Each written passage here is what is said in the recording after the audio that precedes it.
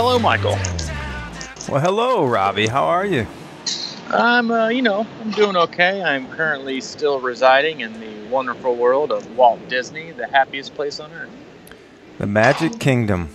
The Magic Kingdom, Hollywood Studios, Epcot, Animal Kingdom, and a slew of other unknown parks that I have yet to partake in yet. You got a little time, it looks like.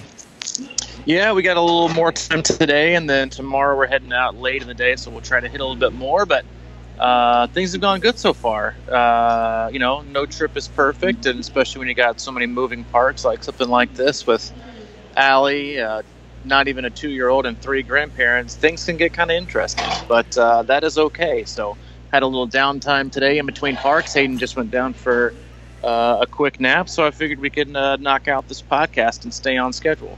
Are you actually on the grounds right now? I'm currently on the Walt Disney World Resort grounds as we speak. Okay, so you can see like the water slides and stuff like that, or you're just like I am tramming around town? I am a stone's throw from the wall. Actually, I'm behind a wall where said water slides are. Oh, okay, that's nice. I love the water slides. That's my jam. Not the roller coaster. That's your jam. Yeah. Yeah, I'm right here. I am in it. And watching and people watching, which is, hey, if you want to people watch, Disney is a stellar place to do that. Okay. The so does Hayden ride the roller coasters? Hayden can ride some of the smaller kid roller coasters, yes. Okay. He can't ride all of them, obviously, because of a height requirement, but he is we've really tried to ride and only do some of the stuff that he can do, but he is a huge fan of the Animal Kingdom safari. We got some pretty cool animal shots, and he was all about that. So this is it's made the trip very, very, very fun, and my wife did a absolutely stellar job in planning all of that out. Well, that's got to be fun seeing his reaction. You know, as a single guy, I'm kind of like, why in the heck would anybody go there? I guess that's the whole reason, right? Yeah, that's pretty much. I mean, we went here for a honeymoon because it's like Allie's office. It's her favorite place on earth, and but yeah, this is. I mean, it's seeing his reactions and seeing him just kind of like take everything in. It's just like going back to the real world's gonna suck for him. Yeah, because he's gonna say, it's like, wait, where you just got the house now and a backyard? Like, this is nothing. Like, I'm getting to see rhinos and elephants and lions, and you guys are gonna show me, a couple of wild, mockingbirds and your dog. Like, come on, that's not going to cut it. But yeah, he's going to go I'm sure we'll be back. So yeah, it's going to be like his first Ironman post depression. It is, and so we're gonna have to brace for that. But we're looking forward to some recovery time. This place is just utterly, as fun as it is utterly exhausting. But hey, we're making the most of it. We're having a good time, and in the middle of packing for said trip, I did forget my headset, so I apologize for the poor audio quality.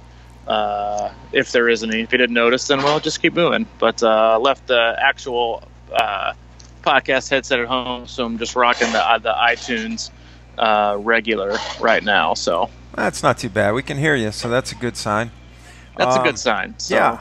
So we'll get into a little bit of discussion in a second. I just want to make sure everybody knows that we have the Crushing Iron C26 signature line of gear on sale right now, and you can go to our website and check that out. And basically, we're kind of old school, so we're doing it by email.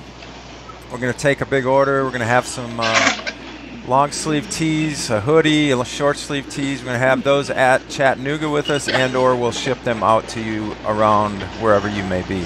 So go to the website. I've got a page up with the information and the sizes and blah, blah, blah, and the ordering info, which is basically crushingiron@gmail.com, and then I'll correspond with you there. So I just want to get that out. Please make those orders by Wednesday night, as we have to order them and have them sent to us. And when he says classic, he means like the original before this was even a seed in the thought of the two parents you're speaking to right now. Yeah, it was what are they? The creation. They're over 5 years old. So when we say these are the originals, they are the originals. Yeah, at the time it was for me and family members and others doing the race. There was about 10 of them ordered, And I like to call them the classic blue suit and little black dress of triathlon casual wear. And listen, my wife wears her shirt, her long sleeve shirt, almost 24/7. I know. My mom, every time I see her, she's wearing it. I mean, I love it too. And there's a lot of items. They're not the flashiest, things. But they are staples, and you'll be finding yourself wearing these things all the time because they fit with everything. They go with everything. So let's see what we can do on that gear order by Wednesday night. We love you. Yeah, we do. We love you. And if you don't have it, long sleeves are basically year-round shirts. You can roll them up, be ready to rock. They're comfortable. They can be in-house, race morning, race evening. Yeah, they are. They're all-day ready attire. Yeah, there's nothing like a hoodie after a race either because you're going to be a little cold. True. You found that out firsthand. If you haven't seen any pictures of me post Texas 70.3, I was spending the rest of the day in straight winter gear, gloves to boot, and rocking the C26 hoodie. And there you go. So, hey, let's get right into the order of the day, which seems to be the big happenings at Ironman Texas. Man, talk about when you say firestorm, we're talking straight firestorm. Yeah, where the hell are you right now? It's what do you mean? What do you mean? Where the hell am I? I know, but it sounds like there's people breaking shit. This family is about 3 tables next to me. Yeah, they're trying to get their kids situated. It's Disney World. There's going to be kids around. They just need to keep things a little bit under control. Okay. Let me tell them. Hey guys, we're actually recording the Crushing Iron Triathlon podcast. So if you could keep it down, that would keep my grumpy elderly partner much more. Listen to them. They're just like rattling these chairs along like they, hey, why don't you guys just get a chalkboard out and take your nails to it? That'd be a lot more helpful for the recording today. Yeah, where's the whiteboard consideration? Seriously. But no, obviously, first off, Texas yesterday, Ironman Texas was yesterday, and a lot of people follow the race. It's a big early season Ironman. It's the first full, I think, in North America, and they got hit with just like the most perfect weather ever in terms of that race. And listen, we all know there's drafting in triathlon. We all know that there is a plethora of drafting, no matter what race you go to, small or large. But the pictures that people are showing from this race is insane. We're talking like Tour de France level pelotons. Yeah. Not group riding. We're talking like, it looks like swarms of like 30 and 40 people.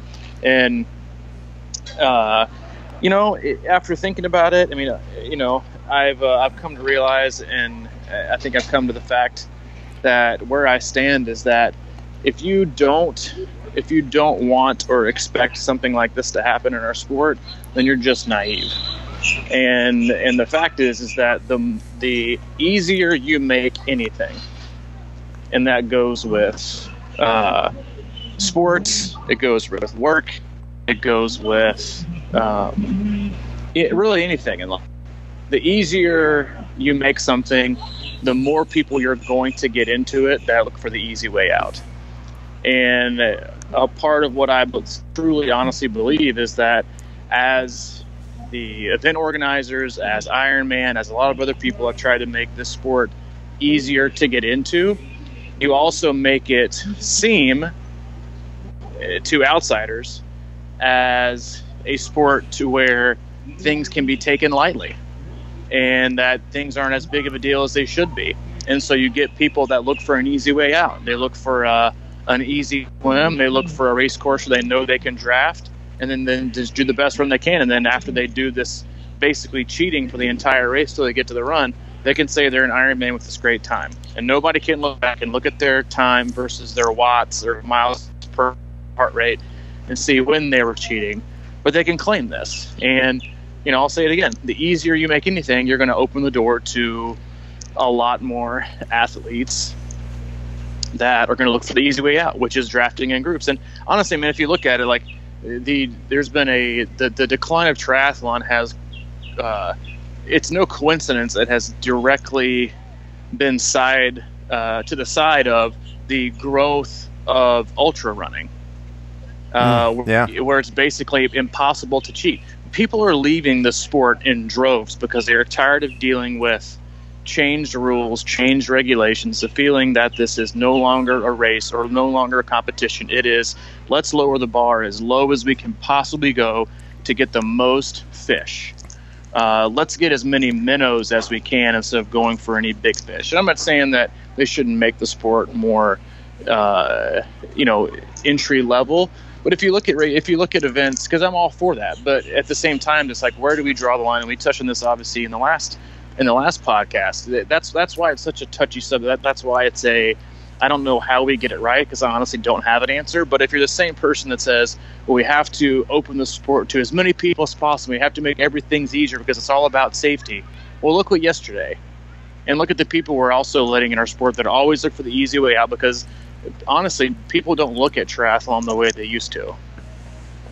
They used to look at it as this incredibly hard competition, this incredibly hard thing, and now it's just like, oh, well, everybody can do it, because you get a downriver wetsuit swim with a roll start. We don't have to touch anybody. You can hop on a flat bike course and draft and cheat, and nobody's going to do anything to you. And even if you do, you're getting penalized 4 minutes. And then I get off and I've got to run 26 miles, but then I can just walk half of it and still probably go sub 12 and tell you that for the rest of my life without really doing much training and much effort compared to what you used to. Yeah. And I remember when I was doing my research for Leadville, you look into a lot of these races, there's a reason they have a lottery. There's a reason why so many of these races you have to have prerequisite races. There are so many 100-mile running races where you have to accumulate points by actually running 50-mile ultras, by doing other 100-milers. They don't do this. They do this for your own safety, but I also think they do it for your safety. But you know why else they do it? They don't want to give a spot away to a half-assed kind of person who's going to take a spot away from somebody who is going to work hard and deserves to have a spot, while you're coming off to use it as just something you can have over. You want athletes who truly love it, and not an athlete who wants to put their plaque on their coffee table. Yeah. Well, to put this in perspective, we have a friend who raced Ironman Texas, 45-49 age group, a Kona qualifier, very fast, and he posted something about it was a draft fest, and he stayed true to the race and the rules, and he I think he was 9:28. Does that sound right? 9:30. Yeah, that sounds right. 45-49. He raced a 9:30 and got 25th in his age group. So something's going on there. Now, like I totally agree. I think with a lot of everything you're saying. I just think that I think it does come back to sometimes it's. I don't know the answer of. Like what happens when you get in a pack, I can see how that would be like, oh shit, how do I get out of this? But it's like, it's one of those things. I think it comes down to, we have to sort of like, ethically, take it on our own shoulders sometimes, I was kind of reading around, like the, forums and Facebook posts and things like that, and looking for, quote unquote solutions to this. And I think like what you're just saying about the ultra racing, we had talked about this many times before, is like, you have to, compete in a 70.3 before you get cleared to do a full. I think that's something that could be good. Yeah. I think, I don't know exactly where that line needs to be. But there has to be a line somewhere. And, again, like, I don't know if it's got to be a 70.3, if it has to be, like we discussed, like different levels of fulls or different levels of 70.3s, but there are a lot of 70.3s out there that you could jump to. But yeah, man, I don't know. I don't know what the ultimate answer is. I wish I did. But there's, again, when you open the door to more people, you get more types of people. That's just the nature of it. I get it. And while not everybody's guilty of looking for the easy way out, I think that's something that we can't really turn a blind eye towards, in terms of being naive enough to think that everybody who enters the sport because it's been made a little bit easier And yeah, I get it. You want safety, but give me a break, man. Like, yeah, getting kicked in the face doesn't have to be a prerequisite, but I think I've raced, I mean, in 40 or 50 races, I think I've been kicked in the face once, and that, for these, different swims and things that are safer. So if you're all for it, then you got to be all for, making it more difficult to police these different kinds of athletes that we're getting in our sport. And, if you're one of those blatant athletes, then, well, you suck. But yeah, I mean, I think some kind of a prerequisite. Well, the other thing I thought, or just branching off. So.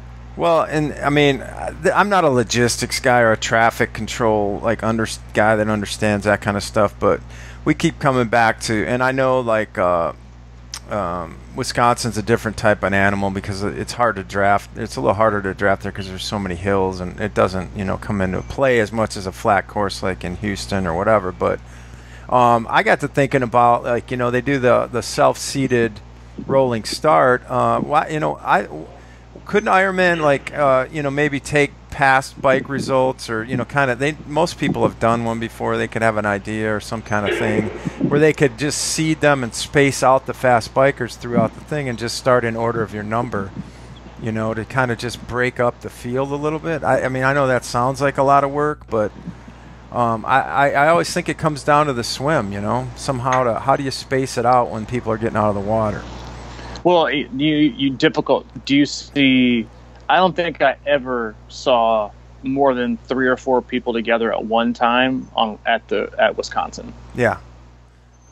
No, if you make courses more difficult or at least fair, you're not going to have bunching on a pancake flat swim, and obviously the way the Texas all swims are, or it's not open water, a pancake flat bike course like Texas is, and then a pancake flat run. You're going to have people bunched together because it's easy to stay together, versus you go to challenging courses, you don't see it because the courses are fair, and it's so much harder and more difficult, and you don't save as much time drafting on going up a 6% incline with another sharp turn. You lose people, and so the less fast, or the people who want to cheat, they can't suck your wheel because they can't keep up anyway going up a hill. Like, you don't see anybody, trying to draft up the Barlow or whatever it's called at Wisconsin. Like, you just need to make everything. Don't just make it all about swimming and spacing things out. It's such garbage.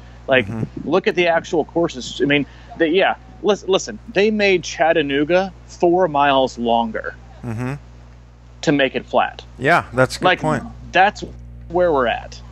We get a downstream swim, and then they made it literally 4 miles longer to make it flatter. Yeah. So more people would do it.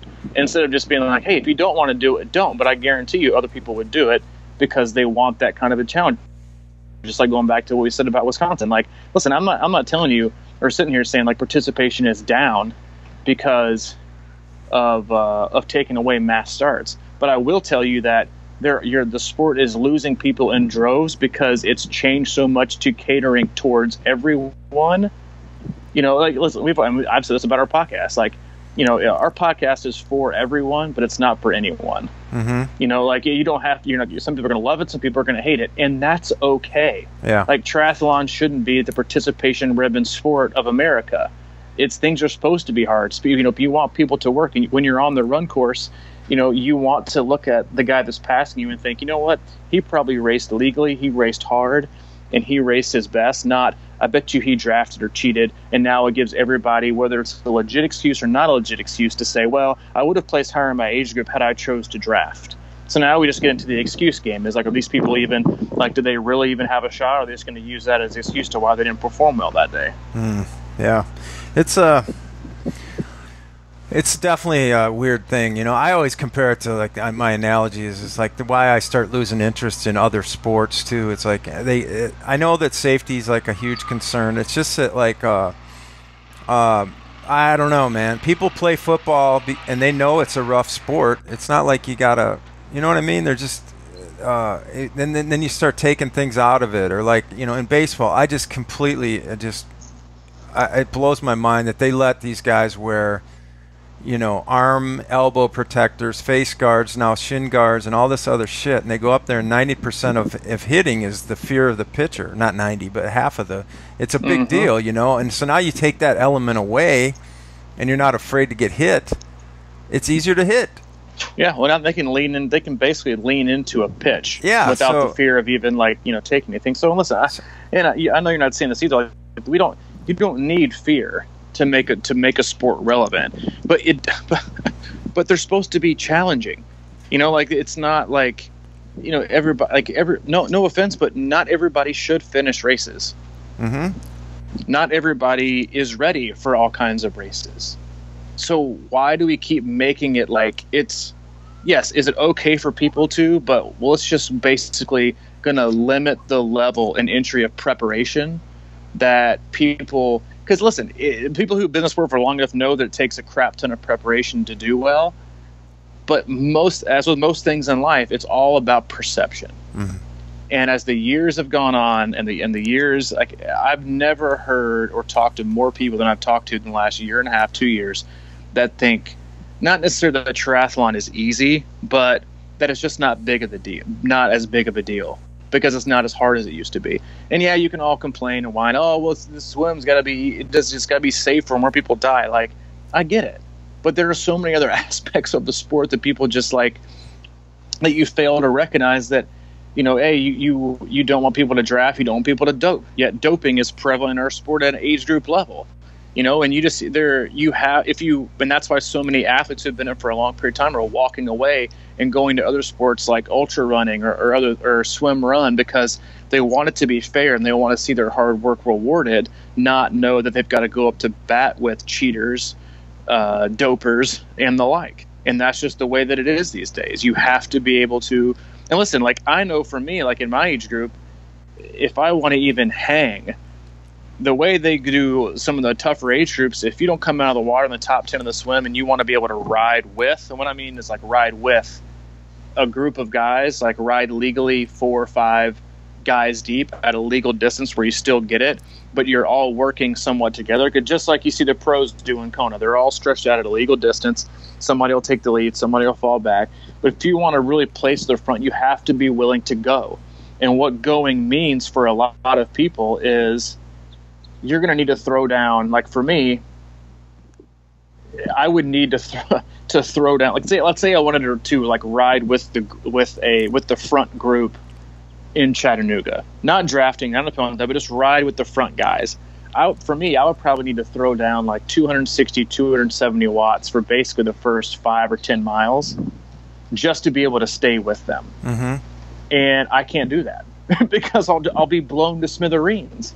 And so you have to trust yourself to run your own race and see what happens. And there's so many dynamics at play where you've got the top end age groupers that do things right. Then you've got these whole group of the regular guys like me who are just trying to inch their way to the front pack so they can even get close.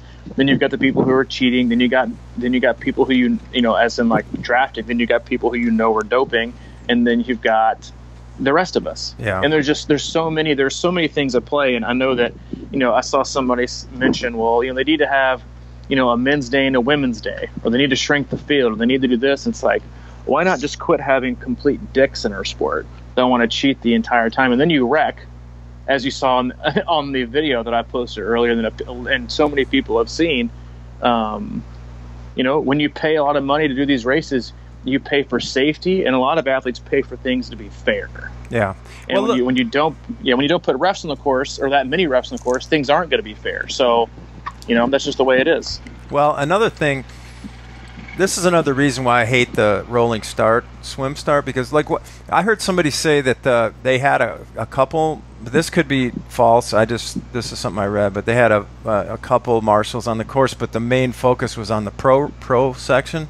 And so in that regard, let's say, why not, because racing, what you're saying about trying to stick with guys that are pushing heavy watts out of the gate, I think that's great. You know what I mean? If somebody's trying to set their own race and burn out a runner or whatever the case is, I think that's part of it, So how come we, quote unquote, we talked about last time, the all-world athlete. So if you're all, quote unquote, in the all-world department, or like, but based on really your times, you know, like if you're pretty fast or whatever, maybe we start those people right after the pros and kind of focus a little bit harder on that group too.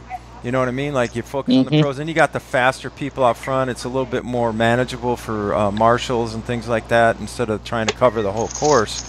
Maybe you keep an eye on that, and you see how these people are actually racing each other. Because if you're a rolling start and I start 200 or 2,000 deep, and someone else in my age group is, you know, starts at 94, you know, that's not even a race. You know, there's no like strategy in there. You know, it becomes. Like that's why I love watching Kona, because you know you always get somebody like Starkey that's just trying to burn his biscuits on the bike and then see if he can trash somebody's legs on the run or whatever. But that's part of the race, and none of that ever happens really. It seems like, you know, like unless there's you know, like the old mass start or whatever, you know exactly where you're at. That's it. I'm going to solve it right now. Okay. So the pro men go off at 6:40 a.m. Mm-hmm. The pro women go off at 6:50 a.m. Okay. That's a 10-minute buffer.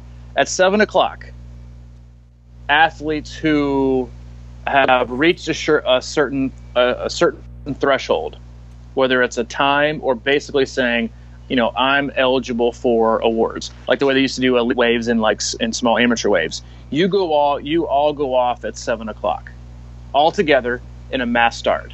Whether you're in the 25-29 male age group, whether you're in the 50-54 age group, you all go off at the same time. You're eligible for awards. And if you want to be eligible for awards, you go in this wave.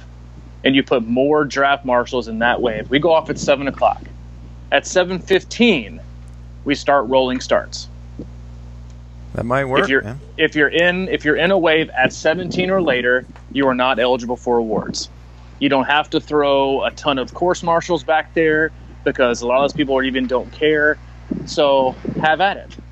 But if you want to be eligible for awards and you want to compete and you want to be at that high level and you're okay with the extra scrutiny that you should have to be under from race marshals or to be tested when you get done, then you should be up there. But if you're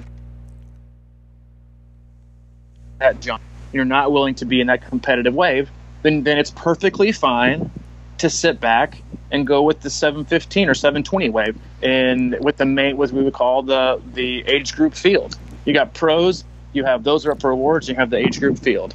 And if you want your awards, that's where you need to be. And I think that would settle it, because, yeah, I mean, are people going to cheat in every wave? Probably, but at least you're not going to feel like you have any awards taken from you. And if you minimize the fields down, even just in like a fourth, like let's say even like the top 25 guys in my age group that think they can place in the top 5, let's say they even all get in that wave, that still leaves 320 other people in my age group in the other wave. And so if you want to really distance yourself as a swimmer and you're only in 25, if you're not one of those top swimmers and you're just a cyclist, then well, it's going to be harder on you. And I can tell you right now that the group of 25 age groupers are going to have a much less, and this is for all age groups, they're going to have a much less likely chance of getting those cheaters in there. But if you do, you're also going to have a much higher chance of having a group of guys that says, hey, F you, you're not hopping on my wheel, see you later. And it will really start to disperse the, hey, let's ride together and let's draft for 112 miles or 109 miles, whatever Texas ended up being, and let's see how fast we can go on this bike course. Because listen, even like the people who said that, and I'm not pointing fingers to say anybody did, looking at some of these times, A, the course was short, B, it was perfect weather and no wind. But looking at some of these times, I'm like, yeah, dude, like it's like somebody running a 5.5 hour marathon, and the next year they run a 2:40 at Boston. You're like, something's fishy. You either drafted or you're taking something in the veins. But no, I generally think that is an opportunity to have it. And listen, if you don't like a mass start like that, and what would be considered the competitive, for awards age group wave, well, then I hope you plan on getting your award and turning down your Kona slot, because if you want to place your awards and you want to go to Kona, we're going to have to get ready for a mass start. So you can't have it both ways. But I think that, honestly, seems like a reasonable idea. Yeah. I mean, you'd have some logistics, I think at Louisville, because all the pros start together at Louisville, right, in the water. Yeah. So, I mean, I think it's feasible. I don't know how big of an area that really is, but I think it's reasonable to think you could get a good chunk of people in there. And Chattanooga might be a little tricky. I don't know how bad the current. Yeah, exactly. Yeah, I mean, it's a great point. Like, I get that some places can. You may have to do something different, but you could do it in water start at Louisville with, or at least 4 big waves. And I get it that at Louisville, like the pros are swimming in the water at, whatever time it was, like right at 6:50, and it was still dark outside. Yeah. Because I remember we had Starkey the podcast, and he was like, "Wait a minute, I can't even see where I'm going. Are they really going to start this?" And the gun goes off. Yeah. So I get it. I get it. There are some logistics that would need to be ironed out, but at the same time, like they do the same kind of thing for the wetsuit wave. Yeah. If you're going to be, and maybe that's also the answer. Because you have so many people. I mean, I remember when you and I were standing at the very, very back at Louisville, when it was that year, it was like scorching hot, the 100-degree Louisville. I was amazed at how many athletes chose to go in the wetsuit wave, and quote unquote not be eligible for awards. Mm-hmm. So when you think about it, the reason they do this quote unquote wetsuit wave the reason they make that and they make you non-eligible for awards is because wetsuits are faster. So why not do that as well? If you want to have everybody get into the sport and you want to draft, then that's fine. Go for it. But you're going to be in the non-eligible for awards wave where you can wear a wetsuit if you want to, and you can draft if you want to. You're going to have a different number on your leg than everybody else. You're going to have a different sticker, and it's basically going to say, I'm still going to complete my Ironman, but I did it with this and this. That's not hard. You can do that. Mm-hmm. And just say choose, or do something. And I think this should have been done a long time ago. Checks box at registration. I'm eligible for awards. Checks box again. If you get busted for drafting, 25-minute penalty. Wow. Not eligible for awards, 4-minute penalty. Then see what happens. But that's just the thing with just like everything else. When there's no consequences and no enforcement, you're going to keep growing a culture of where cheating and drafting and doping is accepted, and it's going to become more prevalent, while the true athletes in the sport that want to work hard regardless of what everybody else is doing are going to walk away. So you're going to end up having a sport full of cheaters and people who want to cut corners and people who don't want to do things right. And you know what? Those are going to be your ambassadors, these punks and these half-ass athletes that want to take the easy way out. Those are going to be your athlete referral people trying to get people to sport. So you want to talk about what's going to kill a sport? It's stuff like that. Mm-hmm. Or you can just put them out and do things the right way and start to regulate and enforce doping bans. You can start to make a harsher penalty.